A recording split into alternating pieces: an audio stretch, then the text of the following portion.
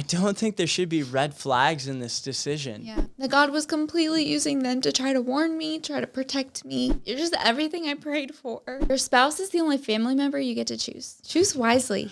How did you know I was the one? First date. No. I did text my friend after like the first or second date, and I said, if I don't marry this guy, I'm not getting married. 'Cause I was kind of head over heels, but also there's some pivotal moments that really grounded it for me, confirmed it. So I'll actually start with my own heart because it was the easiest thing to feel. After the first day, I was like, wow, I love this guy. He's awesome. I wasn't like, oh, I love him, but I knew I was definitely into it and that I would love for it to continue. There was never a moment in our relationship that I was like, I want this to end, or this might end, or this might not be right. There was just never a moment like that. After, the first date, I was so excited. And then a few dates in, you asked me if you could kiss me. And I didn't say no. I just said not yet. You can't blame a guy for asking. You can't. It's okay. I understand. But it was really great that you asked. It was really sweet. And you felt shot down, I think. But I just said not yet. I didn't say no. Later on a FaceTime call, you asked me, well, when can I kiss you? And I said, like, okay, when you know when you knew that I was the one for you. Like when you knew that. And you knew that I was the one you wanted to marry and be with the rest of your life kind of thing, because it was that important to me. It was important to me to protect that for the man that I wanted to be with the rest of my life. Not just be with, but to marry. Which, looking back now, I think that was a really wise boundary, because what you give, you cannot get back. And so you have to keep your heart with all vigilant. The well springs of life flow out of the abundance of the heart. And it just confirmed your character to me, because in a previous relationship, I had asked for those kinds of boundaries and they were not respected. The way that you just honored my boundary in that area was just spoke volumes to me. But because I said that, I knew that there was a chance that those words, I love you, was going to come up. And I wanted to be ready to say it back. So Before you go on, I want to ear tag something for the ladies. You want to find a guy who's a protector, not a predator, who's going to respect your boundaries and not try to disrespect them. I wrestled with that thought. I thought a few months or a year before, I remember being in the car, driving in this one stretch of the road, thinking, is it really possible that I'm going to love somebody and someone's going to love me back like the same? Is it really possible that I'm going to have a mutual love with somebody, or is it just going to be one-sided? Am I going to have to marry somebody who loves me but I don't feel the same about, or vice versa? I remember after meeting you, I was driving in the same stretch of the road thinking like, okay, I really need to think about this. Like, do I love this man? Can I love this man? Not only do I love him, but can I grow in love for him? And can I love him as a wife someday? Like, do I love this man? And just wrestling with it, not in a bad way, but just intentionally thinking about it. Like, not just being whimsical and thinking, oh yeah, I'm in love with him. Like, he's great. No, but really intentionally thinking, okay, this is his character. This is what he's shown me so far. This is what his family thinks of him. This is what his friends say about him. Because they said things to me like when you would walk away or go to the bathroom or something. And that's just, I love that. And so I wrestled with it. So in my own heart, I settled it pretty early. I think like week 4 or something. I settled it. But it wasn't just that moment. It was a few other things that, tied in as well. Like my confirmations from the Lord. Like you felt like you had confirmations from God with seeing those weddings, but you didn't share with me. There were things that I felt confirmation from God, but I didn't yet share with you either, because I held true to that value that, I don't want to spiritually manipulate anyone either. So one of them, you told me that I was a gem. And backstory, I had dated somebody. It was a mess in the sense of, pushing family away, pushing friends away. They was pushing me away from friends and family. I had no peace For months, I would cry myself to sleep. And I thought, why am I doing this? So God really spoke to me and had to really get a hold of me, because like that's where, one thing, my heart was in it, but my God wasn't in it, and my family and friends weren't in it. So you have to listen to all of those things, like Dustin was saying. After that broke off, it was hard, but I really felt like I ran back to my community. I ran back to God, and I had support in that area. There is somebody in my church who just means the world to me, and he's always felt like a father figure. I always felt like God took care of me in that sense. He gave me lots of spiritual fathers. I mean, not like a lot, but I guess deep, wonderful men in my church, spiritual fathers. It's like, Pastor told me what happened with that guy, but he said, you're a gem. Whoever gets you is just going to be blessed. Hearing those specific words from your mouth, I had not heard from anyone else in between. I don't think it's common language. Yeah, I had not heard it from anyone else between when, that father figure, spiritual father said it, and when you said it. And I was just like immediately brought back to that moment, and it just felt really intimate and personal that it would be said over me again. And so I just really felt in my spirit like God was saying, like, yeah, I'm confirming things. Another situation, I randomly I had to drive something to somebody's house, another lady in my church. I was standing outside and on her porch. I just really felt like God was saying, ask her if she thinks it's possible to love somebody, to not fall in love, I guess, to be in love with somebody within a month, because it was only a month. Yeah, we got engaged in 3 months. Yeah. It was really quick. It was quick. So I was like, okay, I'm hearing God loud and clear to ask. So I asked her, do you think it's possible to know you want to marry this person, you love this person, you want to marry them? Because that's how I felt. I wanted to marry you after a month. And she looked me square in the eye and said, yes, I wanted to marry my husband within a month.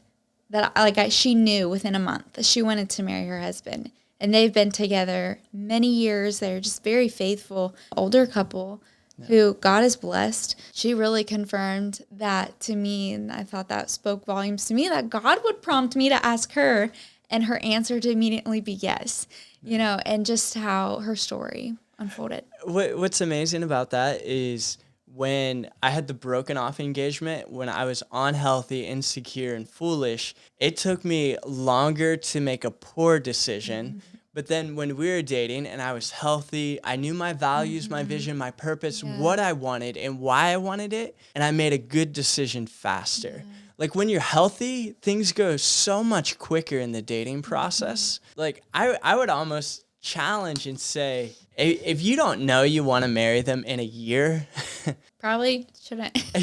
Maybe you shouldn't. Because you see people where they're in this long-term dating stage of 5 years. By that point, if you don't know after 5 years, there could be the case when you're younger in high school and so forth. I'll give you that. But this is happening for people in their 20s and their 30s. It's because they're afraid to commit. They don't know what they want, why they want it. I don't think it's healthy, because dating it was never meant to be a promised land. It was meant to be a wilderness we go through into the promised land of marriage. My heart was in it. I felt like God was confirming it. Even that spiritual father I spoke of, we went out to lunch with him and his wife. And you went to the bathroom. And they looked at me and were like, Megan, he's the one. Like they weren't spiritually manipulating in that sense. They weren't saying it was from God, but they were like, he is perfect for you. And I really believe that too. And I still believe it today. And my heart was completely sold.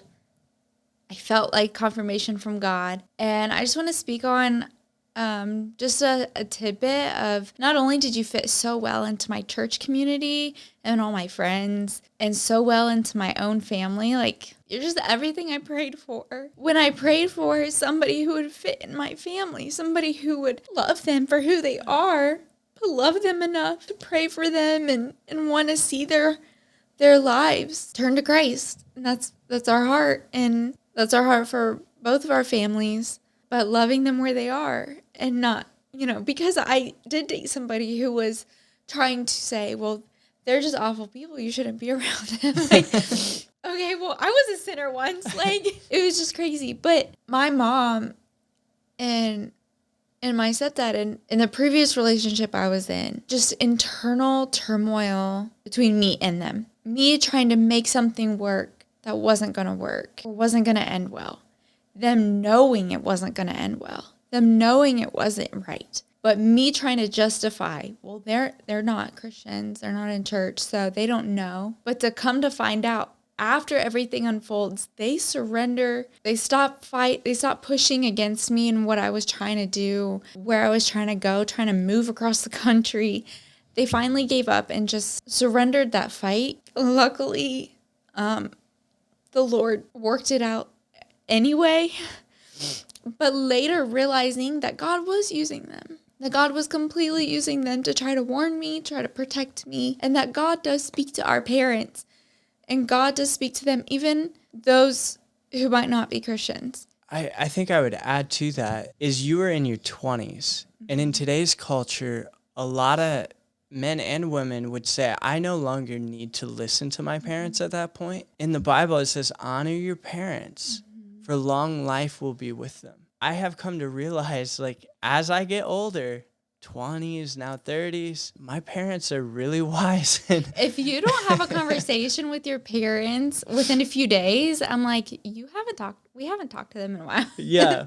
Like, we're always talking to our parents. They birthed you and they want the best for you. Yeah. Even in most unhealthy, I would say in healthy family dynamics, they want the best for you. And even if it's unhealthy, to some degree, I would think your parents want the best for you and have wisdom to speak into these situations. And so when I asked your parents for your hand in marriage and they blessed that, to me, that was, again, another affirmation and confirmation to proceed. I had a text conversation with my mom a couple months in to our relationship, and I said something about, what do you think of, are you okay with me marrying Dustin? Like, it was before we were engaged. And she replied, I'm 110% okay with it. And that spoke so much to me because of, what had happened in the past. I think the decision to get married, it's one of the most important decisions in your life, but also the impactful decision after Jesus. I think it's the second most important decision you can ever make. The first being accepting Christ. Because your spouse is either going to be an asset or liability. They're either going to grow in value or decrease in value. They're either going to amplify and multiply your kingdom impact and what you do in life. I don't think there should be red flags in this decision. Yeah. And if there are, you need to hammer through those red flags and figure out... Or run. Or run. Also, my mom also always said, she quoted Pastor Rob Parsley, World Harvest Church in Columbus, Ohio. Your spouse is the only family member you get to choose. Choose wisely. Take your time, decide. Like, Dustin waited 2 or 3 years before he even considered pursuing someone else because he had to heal that wound. He wasn't going to run to somebody out of his hurt. I waited 5 or 6 years in between, the 3 relationships I've had. There were 5 or 6 years in between each of them. Just letting God heal you, and I would rather have a broken heart now than a broken marriage later. So be wise. Now, that doesn't mean do nothing and just expect God to just bring that person right to you, but be wise. And something that really helped, I think, us make the decision quickly was he said to me on our first date, but he said once or twice, you're beautiful. But he didn't really flirt with me, and I didn't really flirt with him, would you say? I didn't. But we were able to talk through our values and our beliefs and what matter to us. They align.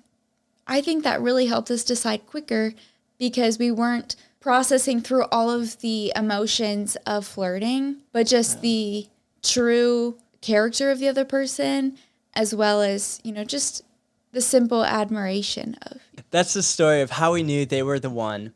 It was looking for alignment between God, family, and friends, and your own heart, looking for those affirmations and confirmations. So, thanks for listening to our story about how we knew we were right for each other. And hopefully, it helps you in the process of figuring out who's right for you.